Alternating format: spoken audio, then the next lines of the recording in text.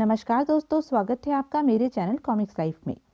शुरू करते हैं अनिल मोहन जी द्वारा लिखा गया देवराज चौहान सीरीज का एक और मजेदार उपन्यास ज्वालामुखी पार्ट 7। कॉफी पीने का उसके पास समय था, मेरे से मिलने का नहीं। जोधा सिंह का स्वर शांत था।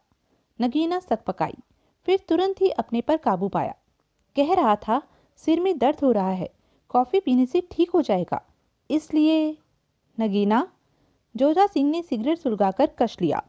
देवराज चौहान उन लोगों में से नहीं है जिनके सिर दर्द होते हैं और कॉफी पीने से ठीक हो जाते हैं। मैं उससे मिल चुका हूँ। वह कैसा है, क्या है, मैं अच्छी तरह जानता हूँ। मेरा ख्याल है तुमने उसे कॉफी पीने को कहा होगा। नगीना से कुछ कहते न बना। देवराज चौहान जैसे लोग बिना काम के नहीं आते। क्यों आया था वह यहाँ? ज्वाला का पता ठिकाना जानने। ज्वाला का? जोधा सिंह की आंखें सिकुड़ गई। हाँ, कह रहा था ज्वाला से वह पहले भी कई बार मिल चुका है, दोस्तों की तरह। जोधा सिंह होठ काटने लगा। ज्वाला से देवराज चौहान का दोस्ताना हो जाना ठीक नहीं होगा। ज्वाला गर्म दिमाग का है और देवराज चौहान खतरनाक शख्सियत। दोनों का मेल तबाही ला सकता है। नगीना अब जवाब में क्या कहती? तुमने क्या कहा? मैंने गणपत को उसके साथ कर दिया, नगीना ने जवाब दिया। जोधा सिंह का चेहरा गहरी सोच में डूब गया। गणपत ने एक बहुत बड़े मकान के सामने पहुंचकर लगाम खींची तो घोड़ा रुक गया। देवराज चौहान ने भी लगाम खींच ली। गणपत ने देवराज चौहान को देखा। यह है ज्वाला का घर, ठिकाना, सब कुछ। देवराज चौहान ने उस लंबे चौड़े मकान पर निगाह मारी। मैं जाऊं? गणपत ने प्रश्न भरी निगाहों से उसे देखा। देवराज चौहान ने सहमति से सिर हिलाया। गणपत ने घोड़ा वापस मोड़ा और फिर तेज गति से वहां से दौड़ता हुआ निगाहों से ओझल हो गया। देवराज चौहान ने लगाम को हल्का सा झटका दिया तो धीरे धीरे आगे बढ़ा और फाटक से भीतर प्रवेश करता चला गया। भीतर काफी बड़े अहाते में करीब 15-20 लड़ाके मौजूद थे। पहले तो देवराज चौहान को देखकर चौंके, फिर उनमें से कुछ ने देवराज चौहान को पहचाना। देवराज चौहान उनके समीप पहुंचा और घोड़े से नीचे आ गया। ज्वाला है? हाँ, एक ने सिर हिलाया। मुझे उससे मिलना है, देवराज चौहान ने शांत लहजे में कहा। मैं पूछकर आता हूँ, कहने के साथ ही वह भीतर चला गया। 3 मिनट बाद वह वापस लौटा। आओ, वह देवराज चौहान से बोला। देवराज चौहान को साथ लिए वह भीतर आ गया। कई रास्तों से गुजरने के बाद वह एक कमरे के बंद दरवाजे के सामने ठिठका, फिर धकेल कर दरवाजे के पल्लों को खोला और देवराज चौहान से बोला, जाओ, भीतर ज्वाला है। देवराज चौहान ने सिर हिलाया और भीतर प्रवेश कर गया। उस आदमी ने दरवाजे के पल्ले पहले की ही तरह बंद किए और वापस चला गया। देवराज चौहान ने सारे कमरे का निरीक्षण किया। एक तरफ बेड पर अधलेटा सा ज्वाला मौजूद था। उसके होठों पर मीठी सी मुस्कान फैली थी। बेड के करीब ही खाली कुर्सी मौजूद थी, जो कि स्पष्ट था कि कुछ देर पहले ही रखी गई थी। आओ देवराज चौहान, ज्वाला ने मुस्कुराकर कहा। मुझे आशा नहीं थी कि तुम इतनी जल्दी आ जाओगे। तुमसे मिलने के लिए भी नहीं आ सकता? नहीं, ज्वाला ने सिर हिलाया। अजगर खान ने तुम्हें इतना व्यस्त कर रखा है कि मुझसे मिलने के लिए तुम्हारे पास जरा भी फुर्सत नहीं है। मैंने गलत कहा क्या? देवराज चौहान ने बिना जवाब दिए सिगरेट सुलगा ली। क्या लोगे? ठंडा, गरम, विस्की या? कुछ भी नहीं, देवराज चौहान ने हाथ उठाकर कहा। ज्वाला ने गहरी निगाहों से उसे देखा। कैसे आना हुआ? खास काम था। देवराज चौहान का स्वर गंभीर हो गया। क्या? ज्वाला की गहरी निगाह देवराज पर थी।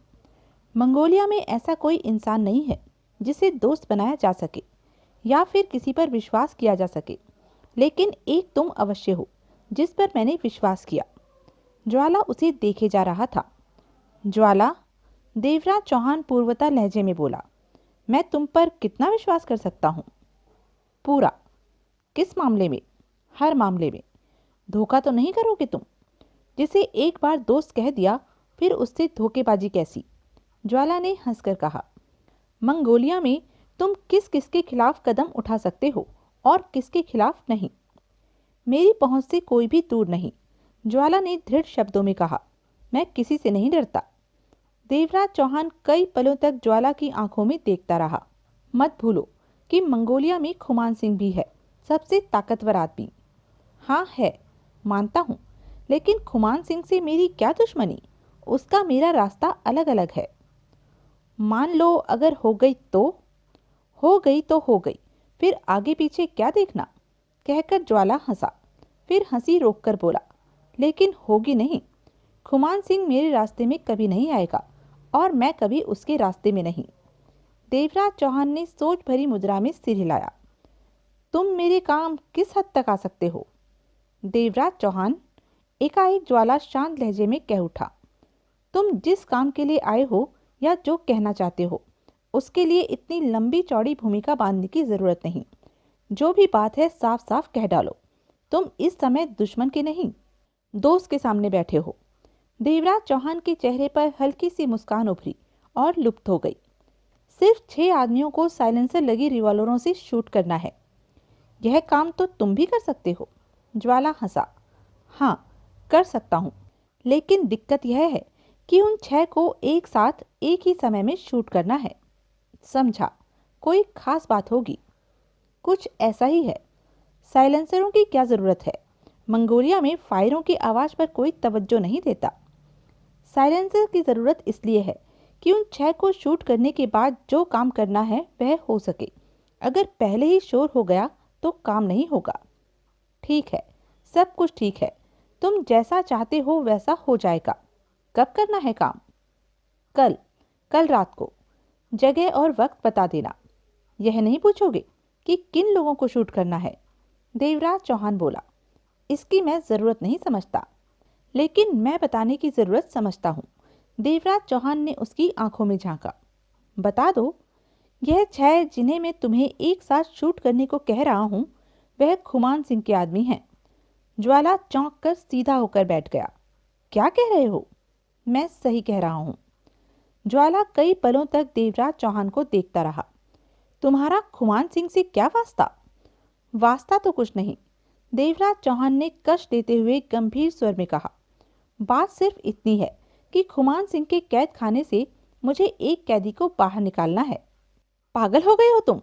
खुमान सिंह के कैद खाने से कोई नहीं निकल सकता। अगर निकल सकता होता तो अब तक कई निकल चुके होते। तुम एक गलत बात पर पंगा खड़ा कर।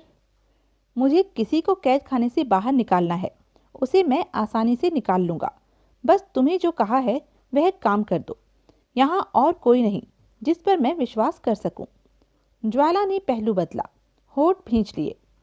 शायद इस काम में तुम कुछ दिक्कत महसूस कर रहे हो, देवराज चौहान बोला। तुम जानते नहीं कि जब खुमान सिंह को पता चलेगा कि तुमने ऐसी हरकत की है तो वह तुम्हें किसी भी हाल में जिंदा नहीं छोड़ेगा और तुम उससे जान बचाकर भाग भी नहीं सकोगे। वह खुमान सिंह है, अजगर खान नहीं, जिससे कि आसानी से बच जाओगे। मैं अभी आने वाले हालात के बारे में नहीं सोचना चाहता। जो काम मेरे सामने है सिर्फ उसे पूरा करना चाहता हूँ।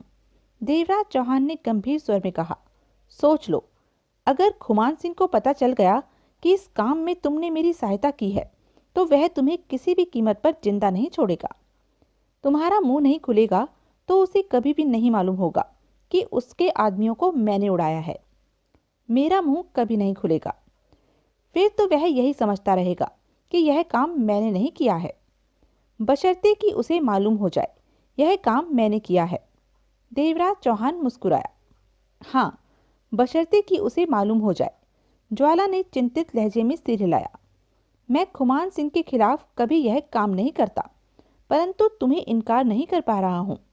कल रात करना है यह काम। उन 6 को? हाँ। कैसे करोगे यह सब? यह मुझ पर छोड़ दे। मरोगे। जवाब में देवराज चौहान हंसा। उन 6 को कहाँ शूट करना है?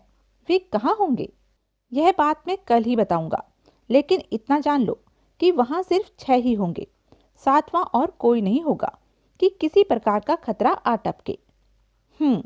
अगर यह बात है तो हमारे पहचाने जाने का कोई खतरा नहीं होगा। नहीं, इस काम में मैं खुद शामिल रहूंगा, ज्वाला ने गंभीर स्वर में कहा। यह खुमान सिंह के खिलाफ कदम है जिसके खिलाफ लोग सोच भी नहीं सकते। मैं नहीं चाहता कि मेरे आदमियों से किसी प्रकार की कोई गलती या लापरवाही हो और मुझे अपने साथ सिर्फ उन आदमियों को लेना है जो मेरे सबसे खास हैं। एक साथ 6 को उड़ाना है तो हम भी कुल 6 हों, ठीक? हाँ। ज्वाला सिर हिलाकर रह गया। एक छोटा सा काम और कर दो, बहुत अच्छा रहेगा, देवराज चौहान ने कहा। वह भी बोलो, जिस कैदी को मैं कैद खाने से निकालूंगा उसके लिए कोई जगह चाहिए, क्योंकि तुरंत ही मंगोलिया का एक एक इंच का हिस्सा उसके लिए छाना जाएगा। यह काम सबसे ज्यादा खतरनाक है। वह जिसके यहाँ से भी बरामद होगा, वह और उसका खानदान तो गया। उसे पनाह देना तो सरासर मौत को दावत देना है। इसका मतलब इसका कोई इंतजाम नहीं हो सकता? नहीं, उसे पनाह देने जैसा घातक काम करना तो पूरे का पूरा जानलेवा सिद्ध हो सकता है। ठीक है, यह इंतजाम मैं खुद कर लूंगा। बाकी के काम में तो कोई दिक्कत नहीं। दिक्कत है, लेकिन काम हो जाएगा। दोस्त की खातिर तो कुछ भी किया जा सकता है। ज्वाला हंसा। तो मैं चलूं? बैठो, खाना खाकर जाना। खाने का समय हो रहा। नहीं, अभी मुझे कुछ और काम निपटाने हैं। देवराज चौहान ने इजाजत ली और बाहर निकल गया। रात का अंधेरा हर तरफ फैल गया था। जनरेटरों का शोर गूंजने लगा था। रोशनियां सब तरफ नजर आने लगी थी। देवराज चौहान घोड़े पर सवार हुआ और घोड़े को दौड़ा दिया। सुंदरलाल ने इजाजत लेकर भीतर प्रवेश किया और हाथ बांधकर खड़ा हो गया। गजाला ने सख्त निगाहों से उसे देखा। तुम्हारा निगाहें झुकाना साबित करता है कि थापर ने अभी तक मुंह नहीं खोला। नहीं, सुंदरलाल ने सिर झुकाए ही कहा। पोजीशन क्या है? शाम से ही उस पर कोड़े बरस रहे हैं। जिस्म की खाल कहीं भी सलामत नहीं है।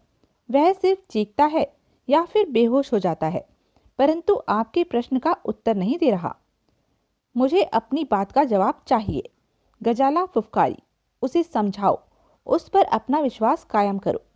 चाहे कैसे भी हो, उसे सच बोलने पर तैयार करो। मैं पूरी कोशिश कर रहा हूँ। कोशिश ऐसी करो कि कामयाब हो जाए। गजाला जैसे तड़प रही थी। जी, ध्यान रहे सारी रात उस पर इसी तरह कोड़े बरसते रहें। एक पल के लिए भी वह अपनी आंख न झपका सके। जितना ज्यादा वह तकलीफ में रहेगा, उतनी ही जल्दी बोलेगा। मैं ऐसा ही करूंगा। उसे सिर्फ पानी दिया जाए, खाने को एक दाना भी नहीं। भूखा रखो उसे। सुबह तक खाली पेट उसकी जान निकली होगी। ऊपर से बरसते कोड़े उसे पूरी तरह तोड़ कर रख देंगे, और जब वह मुंह खोलने को तैयार हो तो मुझे खबर भिजवा देना। जी, मैं फौरन खबर देने हाजिर हो जाऊंगा, सुंदरलाल ने कहा। गजाला होठ भींचे कुछ पल टहलती रही, फिर ठिठकी। बाहर पहरेदारों को सतर्क कर दो कि हर तरफ पूरी निगाह रखें। आज देवराज चौहान को सबने देखा होगा। अगर वह बंगले के आसपास नजर आए तो उसे कुछ न कहा जाए। वह जो करता है उसे करने दिया जाए और हमें इत्तला दी जाए। जी, सुंदरलाल ने कहा, फिर दबे स्वर में बोला।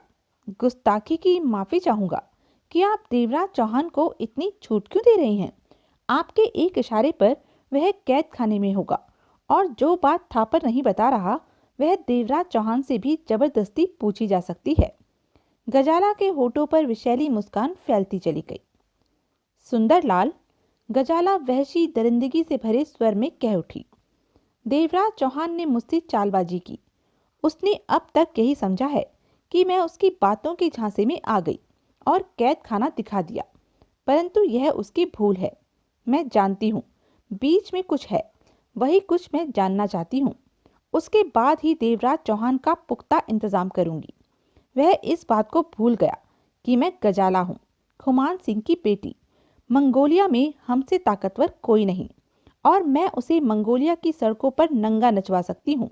रेगिस्तान की तपती रेत पर सड़ा सड़ा कर उसकी जान ले सकती हूँ। घोड़े के पीछे बंधवा कर उसे तब तक घसीटवा सकती हूँ जब तक कि वह जिंदा रहेगा। मैं जो चाहूँ वही करवा सकती हूँ, लेकिन मैं किसी भी काम में जल्दी नहीं करती। पहले कम से कम मालूम हो कि देवराज चौहान चाहता क्या है।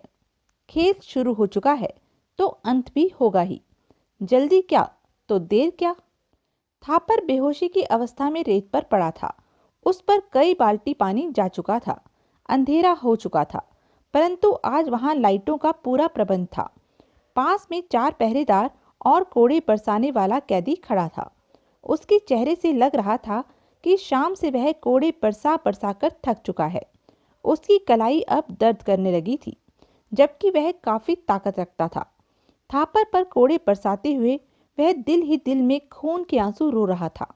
परंतु यहाँ पत्थर दिल खून की होली खेलने वालों में खून के आंसुओं को देखने की शक्ति ही कहाँ थी। थापर औंधे मुंह रेत पर पड़ा था। उसके जिस्म पर खून नजर आ रहा था। कोड़ों की मार ने उसके जिस्म का एक एक हिस्सा उधेड़ कर रख दिया था, परंतु उसने मुंह नहीं खोला था कि देवराज चौहान से उसकी क्या बात हुई। वह बरसते कोड़ों में सिर्फ चीखता रहा था। जब बेहोश हो गया तो पहले 5 बार दोहरा चुके क्रम को पुनः दोहराया गया।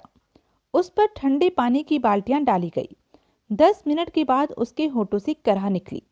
पीड़ा के मारे इतना बुरा हाल था कि उसकी आंखें न खुल पा रही थी। होठों से पीड़ा भरी कराहटें बिना रुके जारी थी। पूरा जिस्म कांप रहा था।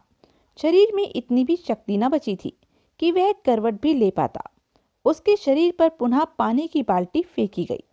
ताजा जख्मों पर ठंडे पानी ने मिर्च जैसा काम किया। वह तड़प उठा। पानी। उसके होठों से थरथराता स्वर निकला। एक पहरेदार पहले से ही पानी का गिलास लिए खड़ा था। उसने आगे बढ़कर तेज ठोकर से थापर के जिस्म को सीधा किया और ऊपर से पानी की धार उसके होठों पर डाली। आधा पानी बाहर, आधा भीतर, जो कि फौरन ही बाहर आ गया। मात्र उस पानी से उसका गला ही गीला हो पाया। कराहते हुए कठोर मेहनत के पश्चात उसने आंखें खोली। किसी का भी चेहरा उसे स्पष्ट नजर न आया। धुंधले धुंधले से शख्स उसे दिखाई दिए। इसे खड़ा करो, एक पहरेदार ने कठोर स्वर में कहा। दूसरे पहरेदार ने उसकी बगलों में दोनों हाथ डालकर उसे खींचा और किसी प्रकार सीधा खड़ा कर दिया। थापर का जिस्म किसी शराबी की भांति झूम रहा था। कोड़े बरसाओ, पहरेदार ने दांत पीसकर आदेश दिया। कैदी का कोड़े वाला हाथ यंत्र चालित सा ऊपर उठा। ठहरो, ऊंची आवाज ने कैदी का हाथ रुकवा दिया। सबकी निगाहें घूम गई। सुंदरलाल तेजी से उनकी तरफ बढ़ा आ रहा था। पास आकर उसने थापर की हालत देखी, फिर गुस्से से बोला, देख तो लो, क्या हालत हो रही है इसकी। तुम लोग हो कि कोड़े बरसाए जा रहे हो? जान ही लेकर रहोगे इसकी। जाओ, यहां से इतनी दूर हो जाओ कि हमारी बातें ना सुन सको। वे सब वहां से काफी दूर हट गए। थापर पहले की तरह शराबी की मानिंद झूमे जा रहा था। सुंदरलाल ने उसके करीब पहुंचकर उसे सहारा दिया। थापर ने सुलगती निगाहों से उसे देखा। बैठ जाओ, तुम में खड़े होने की ताकत नहीं है, सुंदरलाल प्यार भरे स्वर में बोला। थापर के घुटने मुड़े और वह रेत पर बैठता चला गया। तुम जैसा इंसान मेरे जख्मों पर मरहम नहीं लगा सकता, उन्हें सिर्फ कुरेद ही सकता है। थापर के होठों से टूटे फूटे शब्द निकले। दरिंदे हो तुम लोग, जंगली। सुंदरलाल ने शान ढंग से उसका हाथ थपथपाया। गलत कह रहे हो, हम दरिंदे नहीं, तुम जैसे ही इंसान हैं। मुझे देखो, मैं तो खुमान सिंह के यहाँ नौकरी कर रहा हूँ और नौकरी में मालिकों का हुक्म बजाना पड़ता ही है। मुझे क्या अच्छा लगता है तुम्हें कोड़े पड़ते देखकर? मन में दुख होता है, परंतु क्या करें, मजबूरी है, मैं कुछ भी नहीं कर सकता। तुम कुछ नहीं कर सकते? थापर की हालत बहुत बुरी थी। नहीं, मालिकों के हुक्म के सामने मैं कुछ भी नहीं कर सकता। कोड़े तो कम पड़वा सकते हो, उससे कोई फायदा नहीं होगा। पढ़ते तो रहेंगे ही ना। फायदा तो तब होगा जब कोड़े पड़े ही नहीं। थापर ने निगाहें उठाकर सुंदरलाल को देखा। तुम तो मुझसे बहुत प्यार से पेश आ रहे हो, थापर ने पूर्वता लहजे में कहा। मैं दिल से बुरा नहीं हूं। ऐसा है तो फिर एक काम करो। थापर के होठों से पीड़ा भरी कराह निकली। बोलो बोलो, मुझे यहां से फरार करवा दो। सुंदरलाल के होठों से गहरी सांस निकल गई। बस यही काम तो मैं नहीं करवा सकता। क्यों? तुम्हें फरार करवाने का मतलब है अपनी मौत को दावत देना, सुंदरलाल ने धीमे स्वर में कहा। मेरी यह हरकत छिपी न रहेगी। यहाँ और भी पहरेदार हैं। यह ठीक है कि मैं कैद खाने का इंचार्ज हूँ, परंतु कोई भी पहरेदार खुमान सिंह के खिलाफ नहीं जाएगा। ऐसी कोई बात हुई तो उसे तुरंत खुमान सिंह तक पहुंचा देंगे। हर कोई खुमान सिंह की निगाहों में ऊंचा बनना चाहता है। थापर के होठों से पीड़ा भरी गहरी सांस निकल गई। मैंने तो यह बात तुमसे इसलिए कही कि तुम मुझसे कुछ ज्यादा ही सहानुभूति दिखा रहे हो, लेकिन हो तो खुमान सिंह के पिट्ठू ही। पुरानी आदतें भला कहाँ छूटती हैं। गलत बात मत करो थापर, तुम 1.25 साल से यहाँ पर कैद हो। क्या मैंने कभी तुम्हें तंग किया, कोई नाजायज बात की? नहीं की। कैदियों को तकलीफ ना हो, यह भी मेरी नौकरी का ही हिस्सा है। तुम कहना क्या चाहते हो? यही कि समझदारी से काम लो। सुंदरलाल उसी समझाने वाले अंदाज में कह उठा। समझदारी सिखा रहे हो मुझे? कहते हुए थापर ने हंसने की चेष्टा की, परंतु उधड़े शरीर से उठती दर्द भरी लहरों के कारण उसके होठों से कराह निकलकर रह गई। सिखाओ, शायद बात बन जाए। 2 पल खामोश रहने के पश्चात सुंदरलाल कह उठा, तुम गजाला की बात मान लो। क्या? यही कि उसे यह बता दो, देवराज चौहान तुमसे क्यों मिलने आया था? उसने क्या बात की? वह चाहता क्या है? उसके मन में क्या है? सब कुछ गजाला को बता दो। सुंदरलाल अपनेपन से बोला। उससे क्या होगा? उससे तुम्हें बहुत फायदा होगा। इस नर्क से मुक्ति पा जाओगे। कैद से रिहाई और इनाम में भी बड़ी रकम तुम्हें दिलवा दूंगा। फिर तुम मंगोलिया से बाहर कहीं भी जा सकते हो। थापर ने सिर उठाकर सुंदरलाल के चेहरे को निहारा। उसका दिमाग बहुत तेज चल रहा था। सुंदरलाल की बातों का मतलब वह बखूबी समझ रहा था। गजाला ने ही उसे तैयार करके भेजा होगा कि चाहे जैसे भी हो उसका मुंह खुलवाए, और गजाला के इशारे पर ही सुंदरलाल सब कुछ कर और कह रहा था। थापर ने इस मौके का फायदा उठाने की सोची। कल रात को उसने फरार होना था। देवराज चौहान कहकर गया था, वह इंतजाम कर रहा होगा। कल रात उसे कोड़े ना पड़े तो बेहतर होगा। फरार होने में उसे दिक्कत नहीं आएगी, नहीं तो कल शाम तक वह हिलने के भी काबिल नहीं रहेगा। लालच अच्छा दे रहे हो। यह लालच नहीं, हकीकत है। इसमें झूठ कितना है? पूरा का पूरा या आधा आधा? मुझ पर विश्वास करो थापर, मैंने जो कहा है सच कहा है। इसमें जरा भी झूठ नहीं। मेरी बात मान लो, वरना शरीर पर पड़ने वाले कोड़े तुम्हारी जान ले लेंगे। थापर इस तरह खामोश हो गया जैसे सोच रहा हो। इसमें सोचने वाली बात कहाँ से आ गई? सुंदरलाल ने जैसे गर्म लोहे पर चोट की। है, सारी बात ही सोचने वाली है। मेरे हिसाब से तो सीधा सा मामला है। तुम मुंह खोलो और इनाम लेकर कैद से रिहाई पालो। कोई जरूरी तो नहीं कि मुंह खोलने पर मुझे इनाम और रिहाई मिल जाए। मेरा वायदा रहा कि तुम तो खुद दूसरों के गुलाम हो। तुम्हारे वायदे की कोई कीमत नहीं। ठीक है, मैं गजाला को बुलाता हूँ, तुम उससे बात कर लो ताकि। नहीं, गजाला को बुलाने की जरूरत नहीं। मुझे सोचने का वक्त दो। सोचने का वक्त? सुंदरलाल ने प्रश्न भरी निगाहों से उसे देखा। कब तक? कितना? अब तो रात हो चुकी है और इस समय मेरी तबीयत भी ठीक नहीं। कल दिन भर का वक्त दो। परसों सुबह ही मैं इस बारे में बात करूंगा। दर्द के कारण थापर का शरीर कांप रहा था। चंद पलों की खामोशी के बाद सुंदरलाल ने कहा, ठीक है, मैं तुम्हारी इस बात को मानूंगा। तुम अब ज्यादा बात मत करो। मेरे जख्मों पर ऐसी दवा लगाओ कि फौरन आराम शुरू हो जाए। अगर मेरा ध्यान जख्मों की ही तरफ रहा तो मैं ठीक तरह से सोच नहीं पाऊंगा। थापर रेत पर लेटते हुए बोला, और बैठे रहने की हिम्मत उसमें न बची थी। भीतर ही भीतर वह पीड़ा से छटपटा रहा था। ठीक है, तुम जो कह रहे हो वही करूंगा। कल का दिन भी तुम्हें सोचने के लिए दूंगा। अगर परसों सुबह तुमने सही जवाब नहीं दिया तो तुम्हारी जिंदगी हमारे लिए बेकार होगी। समझे? समझा। अब दवा लगवा दो और रात भर मुझे ठंडी रेत पर ही पड़ा रहने दो। सुंदरलाल ने उसे देखा, फिर उठ खड़ा हुआ। रात को 8 बजे जगमोहन वापस लौटा। देवराज चौहान घर पर ही मौजूद था। मैं तो सोच रहा था कि कहीं मरे पड़े होंगे। देवराज चौहान मुस्कुराया। ऐसा भी हो जाएगा, अभी कल का दिन भी तो आना है। जगमोहन ने गहरी सांस ली। जगमोहन ने कपड़े बदले, हाथ मुंह धोकर वह कमरे में आ बैठा। आज क्या हुआ? देवराज चौहान ने पूछा। बहुत कुछ हुआ। 4 जगह अजगर खान के आदमियों ने मुझे घेरा। एक जगह तो जोधा सिंह आ गया था, उसने सारा मामला संभाल लिया। एक जगह मुनासिब मौका पाकर मैं खिसक गया, वह काफी ज्यादा थे। बाकी 2 जगह पूरी तरह टकराव हुआ। जगमोहन ने कहा, कितने मारे? कुल 13। देवराज चौहान ने सिर हिलाया। हम अजगर खान के काफी आदमी खत्म कर चुके हैं, अब उसके पास काफी कम आदमी रह गए होंगे। मंगोलिया जैसे इलाके में आदमियों को इकट्ठा कर पाना आसान काम नहीं। बाहर से आदमियों को लाने में काफी ज्यादा दिक्कत का सामना करना पड़ेगा, वक्त भी बहुत बर्बाद होगा, और इतना वक्त अजगर खान के पास बचा नहीं। देवराज चौहान ने गंभीर स्वर में कहा, तो फिर क्या करेगा अजगर खान? हार मानने वाले लोगों में से तो अजगर खान है नहीं, ना ही वह खामोश बैठेगा। यकीनन वह कोई न कोई ऐसी चाल चलेगा, ऐसा कुछ करेगा कि हमें नुकसान हो।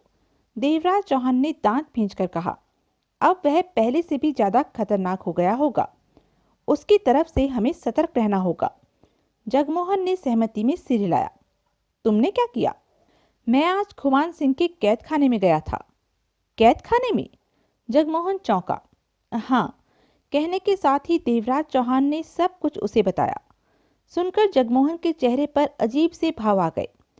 ज्वाला ने एक बार भी इनकार नहीं किया खुमान सिंह के खिलाफ काम करने को? किया भी नहीं भी, दोनों ही बातें हैं। सब जानते हैं कि मंगोलिया का सबसे ताकतवर आदमी खुमान सिंह है। इस पर भी ज्वाला उसके खिलाफ काम करने को तैयार हो गया है तो हैरानी की ही बात।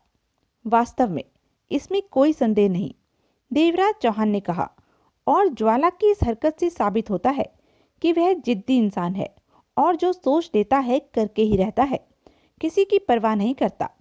ऐसे लोगों के लिए खुमान सिंह हो या अजगर खान, एक ही बात है। तुम थापर को कैद से निकाल लोगे? जगमोहन के स्वर में अविश्वास का पुट था। आशा तो है, अगर ना कामयाब हो गए तो जानते हो क्या होगा? थापर भी जिंदा नहीं बचेगा और शायद तुम और ज्वाला भी खुमान सिंह की निगाहों में आ जाओगे। तब जानते हो क्या होगा? जो होगा देख लेंगे। देवराज चौहान ने सिगरेट सुलगा ली। इस समय मैं सिर्फ थापर को कैद से निकालने की सोच रहा हूँ। अगर सब ठीक रहा तो कल रात वह कैद से बाहर होगा। जगमोहन का चेहरा चिंता से भर उठा। कहा, कुछ नहीं। उसे खामोश पाकर देवराज चौहान ने कश लिया और बोला, क्या सोचने लगे? यही कि थापर कैद से फरार हो या ना हो, खतरा हमारे सिर पर आन खड़ा होगा। हाँ, यह बात तो सही है, परंतु यह खतरा तो मोल लेना ही है। थापर पर हम विश्वास कर सकते हैं, वह हमारे काम का आदमी सिद्ध होगा। यहाँ के लोगों पर कोई भरोसा नहीं।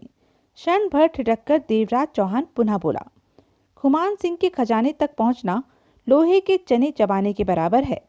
इस बात को मैं स्पष्ट तौर पर महसूस कर रहा हूँ। इसे बैंक या वॉल्ट लूटना मत समझो, सरकारी खजाना लूटना मत समझो। यह लुटेरों का खजाना है, जिसे लूटने के लिए जिगर चाहिए। खुमान सिंह से ज्यादा ताकत चाहिए। अभी तो हमें कई खतरनाक मोड़ों पर गुजरना है। हो सकता है किसी मोड़ पर हमारी जान भी चली जाए, परंतु मैं 40 अरब की दौलत का लालच नहीं छोड़ सकता। अगर हाथ लग गई तो जिंदगी भर की खूनी भागदौड़ समाप्त हो जाएगी। फिर हमें कोई डकैती, लूट या हत्या नहीं करनी पड़ेगी। इसी कारण मैं जान की बाजी लगाने का पक्का फैसला कर चुका हूँ। यह खतरनाक काम महज हम 2 के बस का नहीं है। थापर आ जाएगा तो 3 हो जाएंगे। खुमान सिंह से दुश्मनी समझो मंगोलिया से दुश्मनी, मंगोलिया के बच्चे बच्चे से दुश्मनी। परंतु ज्वाला का फायदा हमें बहुत मिलेगा, बशर्ते कि हम उसे भी लूट के माल का हिस्सेदार बना ले। उसे साथ मिला लेने से हमारे लिए जान का खतरा कम हो जाएगा। जगमोहन की आंखें सिकुड़ गई। मैं समझा नहीं, ज्वाला का लूट के माल से क्या वास्ता? जगमोहन ने पूछा।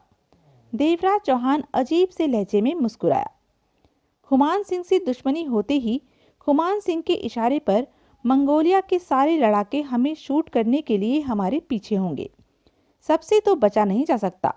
वे हमें कुछ ही घंटों में ढूंढ ढूंढ कर शूट कर देंगे। ऐसे में अगर ज्वाला हमारी तरफ होगा तो मंगोलिया के लड़ाकों का हमें कोई डर नहीं रहेगा। वे हमें आसानी से शूट कर सकेंगे। ज्वाला उनको संभालेगा।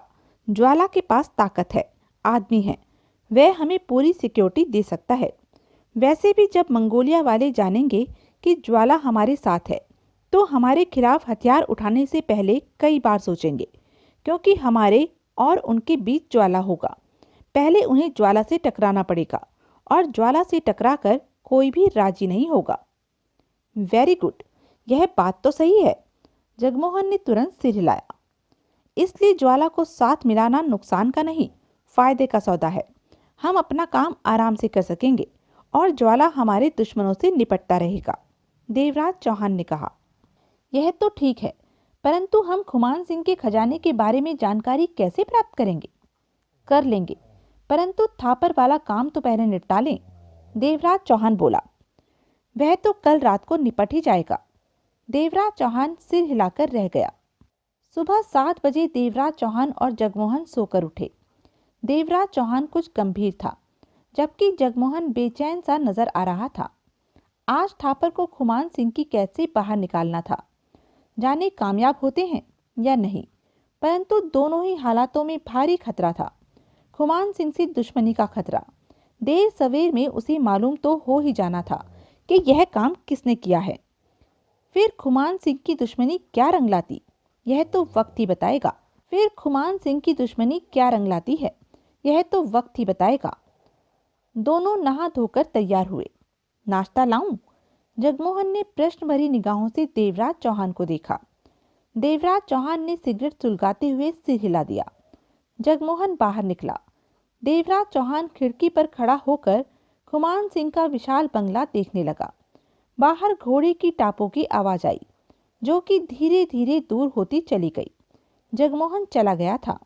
देवराज चौहान खुमान सिंह के बंगले को देखता रहा।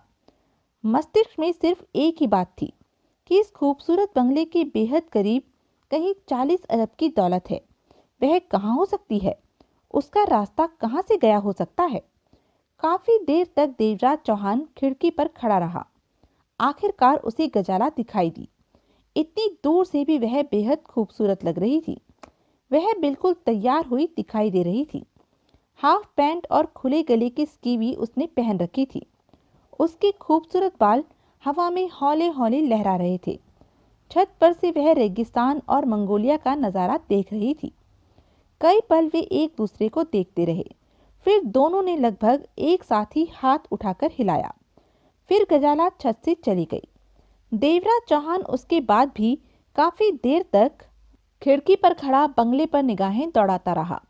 अब उसका ध्यान थापर की तरफ भटक गया था कि कैद खाने से निकलने के समय वह उन दोनों बंद कोठरियों के भीतर का हाल भी देख कर आएगा। शायद वहां से खजाने तक का कोई रास्ता हो। जगमोहन नाश्ता पैक करवा लाया। दोनों ने नाश्ता किया। मैं जरा बाहर का चक्कर लगाऊं, जगमोहन ने कहा। कहीं भी जाओ, लेकिन अंधेरा होने तक यहाँ पहुंच जाना। रात को तुमने साथ रहना है। थापर के चक्कर में? हाँ, जगमोहन ने सिर हिलाया और फिर बाहर निकल गया। देवराज चौहान उठा। उसने होल्स्टर से रिवॉल्वर निकालकर चेक किया। जो खाने खाली थे उन्हें भरकर चैम्बर बंद करते हुए उसे वापस होल्स्टर में डाला। चेहरे पर सख्ती के भाव उभरे हुए थे। इस बात के प्रति उसने अपना इरादा पक्का कर लिया था कि किसी भी हाल में वह खुमान सिंह का खजाना पाने में पीछे नहीं हटेगा, चाहे इसके लिए उसे कैसे भी हालात का सामना क्यों न करना पड़े। या तो खजाना हासिल करेगा या फिर लड़ते लड़ते खजाना पाने की चेष्टा में अपनी जान देगा। देवराज चौहान वहां से बाहर निकलने जा ही रहा था कि एकाएक ठिठक गया। उसके कानों में घोड़ों की टापों की आवाज पड़ने लगी, जो कि पल प्रतिपल करीब आती जा रही थी। देवराज चौहान के होठ गोलाई की मुद्रा में मुस्कुराहट के रूप में सिकुड़ते चले गए। मस्तिष्क में सिर्फ एक ही शब्द कौंधा, गजाला। आने वाली अवश्य गजाला ही होगी। आगे बढ़कर वह खाली कुर्सी पर जा बैठा और निगाहें खुले दरवाजे पर। कुछ ही पलों में घोड़े की टापों की आवाज बाहर आकर रुक गई। देवराज चौहान कष्ट लेता रहा। फिर गजाला ने ही भीतर प्रवेश किया। उसके होठों पर खिली खिली मुस्कान थी। हाफ पैंट और टी शर्ट टाइप स्कीवी में बहुत खूबसूरत लग रही थी वह। देवराज चौहान भी खुलकर मुस्कुराया। शुभ प्रभात, गुड मॉर्निंग या जो भी ठीक समझो, गजाला ने हंसकर कहा। Good morning. देवराज चौहान भी हंसा। गजाला आगे बढ़कर कुर्सी पर जा बैठी। सॉरी, कल मैं तुम्हारे साथ कैद खाने में न जा सकी। अचानक ही कुछ काम ऐसा पड़ गया कि मुझे व्यस्त हो जाना पड़ा। पहले तो मैंने सोचा कि आज का प्रोग्राम मुलतवी कर दूं, लेकिन फिर सोचा मेरे कारण तुम्हारा मूड क्यों खराब हो, तो मैंने कैद खाने के इंचार्ज सुंदर लाल के सुपुर्द यह काम कर दिया कि तुम्हें पूरी तरह कैद खाना दिखा दे। शुक्रिया, वास्तव में तुमने मेरा ध्यान रखा। देवराज चौहान मुस्कुराया। चाहो तो आज मैं तुम्हारे साथ कैद खाने में जा सकती हूँ। आज मैं फ्री हूँ। कैद खाना कोई ऐसी जगह नहीं है जिसे बार बार जाकर देखा जाए। मैं तो यूं ही एक नज़र देखना चाहता था कि कैसा कैद खाना है जहाँ से कोई फरार नहीं हो सकता। गजाला खिलखिलाकर हंसी। कैसा लगा कैद खाना? बहुत अच्छा। क्या वहाँ से कोई कैदी फरार हो सकता है? नहीं, किसी भी हालत में नहीं। वहाँ से फरार होने के बारे में तो सोचा भी नहीं जा सकता। गजाला पुनः हंसी। अगर वहाँ से फरार हुआ जा सकता तो अब तक न जाने कितने फरार हो चुके होते। फिर वह कैद खाना नहीं रहता, आरामगाह होती कि जब चाह आ गए, जब चाह चले गए। ठीक कहती हो। और क्या किया कैद खाने में? खास कुछ नहीं। देवराज चौहान लापरवाही से कह उठा।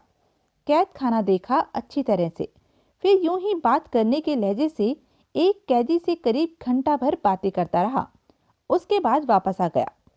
कैदी कैसे लगे? गजाला ने हंसकर पूछा। कैदी? कैदी कैसे होते हैं? उन्होंने कैसा लगना है? देवराज चौहान भी हंसा। गजाला उठी और खिड़की पर खड़े होकर अपने बंगले को देखने लगी। इस बंगले को बनाने में काफी मेहनत लगी होगी, देवराज चौहान ने एकाएक कहा। शहरों से सारा सामान रेगिस्तान तक लाना, बहुत दिक्कतों का सामना करना पड़ा होगा। वह तो है ही। गजाला बाहर ही देखे जा रही थी। सैकड़ों आदमियों ने मिलकर यह बंगला पूरा बनाया होगा, और कैद खाना भी। गजाला पलटी और खुली खिड़की से टेक लगाकर उसे देखने लगी।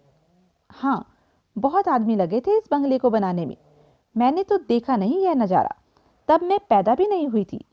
यह मेरे दादा जवाहर सिंह ने बनवाया था। कैद खाना भी मेरे दादा ने बनवाया था। यह जुदा बात है कि मेरे पापा ने कैद खाने में बंगले में अपनी ज़रूरत के मुताबिक बढ़ोतरी की। इसमें भी 2 साल लगे थे। हालांकि काम मामूली था। गजाला ने कहा।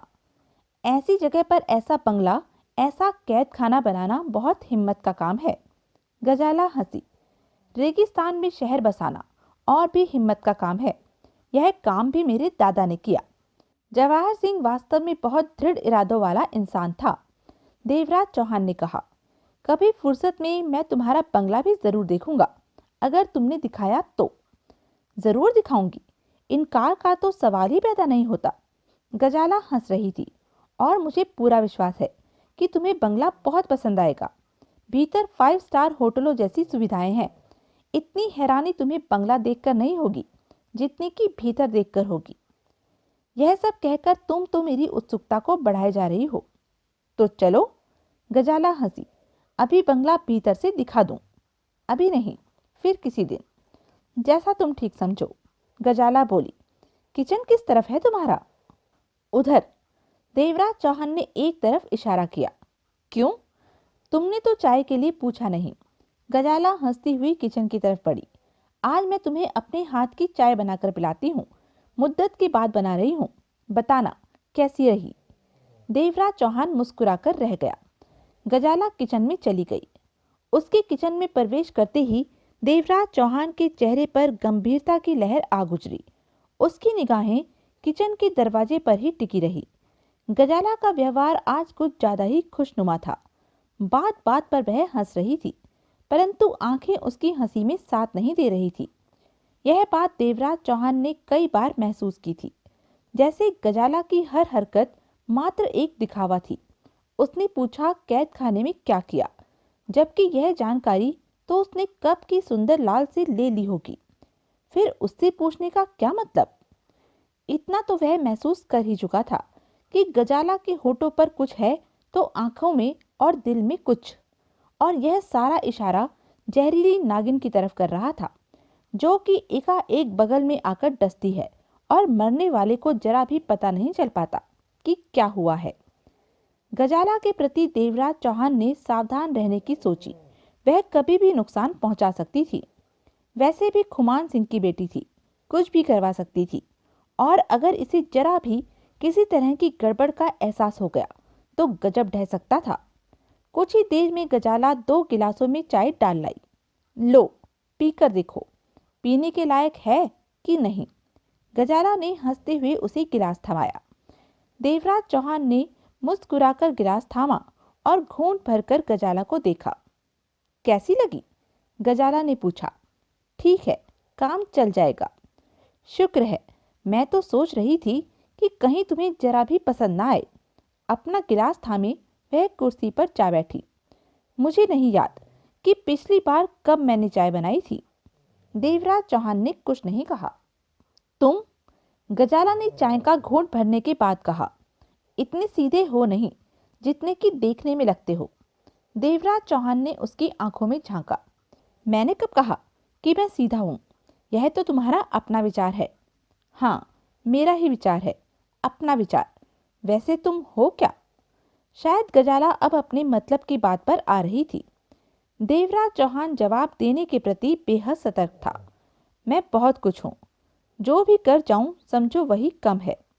फिर भी डकैती, अपहरण, कत्ल, मर्डर, ऐसा कोई काम नहीं जो मैंने ना किया हो। यह पेशा है मेरा। मंगोलिया में क्यों आए हो? क्यों? देवराज चौहान हंसा। मेरा आना तुम्हें अच्छा नहीं लगा? नहीं। गजाला भी हंसी। ऐसी कोई बात नहीं, मैं तो यूं ही पूछ रही थी। मंगोलिया आने के पीछे कोई खास कारण नहीं, घूमते फिरते यहाँ आ गया। 2-4 से मंगोलिया के बारे में सुना था तो सोचा देखे तो सही कैसी है यह जगह। कैसी लगी? बहुत अच्छी। अपराधियों का स्वर्ग है यह। यहाँ आकर कानून से बचा जा सकता है। कानून तुम्हारे पीछे भी है? हाँ, पुलिस में मैं वांटेड हूँ। सारे हिंदुस्तान की पुलिस को मेरी तलाश है। इनाम भी होगा तुम्हारे सिर पर। अभी तक तो नहीं, लेकिन वह सब कभी भी हो सकता है। देवराज चौहान ने कहा। कब तक रहने का इरादा है मंगोलिया में? गजाला ने चाय का घूंट भरा। कुछ भी पक्का नहीं है। आज भी जा सकता हूँ, 6 महीने बाद भी। देवराज चौहान ने मुस्कुराकर कहा। हमारा क्या है, कोई पक्का ठोर ठिकाना तो है नहीं। मैंने तो यूं ही पूछा था, गजाला ने लापरवाही से कहा। देवराज चौहान ने निगाह खुली खिड़की से बाहर टिका दी। अजगर खान से अभी तक निपटारा नहीं हुआ? देवराज चौहान ने चौंक कर उसे देखा। तुम जानती हो कि मेरे और अजगर खान के बीच क्या हो रहा है? हाँ, गजाला मुस्कुराई। यह मंगोलिया है और एक तरह से हम मंगोलिया के मालिक हैं। यहाँ पर कब क्या होता है हमें पूरी खबर मिलती है। तुम्हारे और अजगर खान से टकराव की एक एक घटना की खबर हमारे पास तुरंत आ जाती है। तुम कितनी तेज शूटर हो यह पिछले 2 दिनों की घटनाओं से जाहिर है। देवराज चौहान गजाला को देखता रहा। अजगर खान, गजाला का स्वर शांत था, मंगोलिया का शक्तिशाली आदमी है। उसका हाथ यही नहीं, बाहर के शहरों में भी है। उससे टकराना हंसी मजाक नहीं है।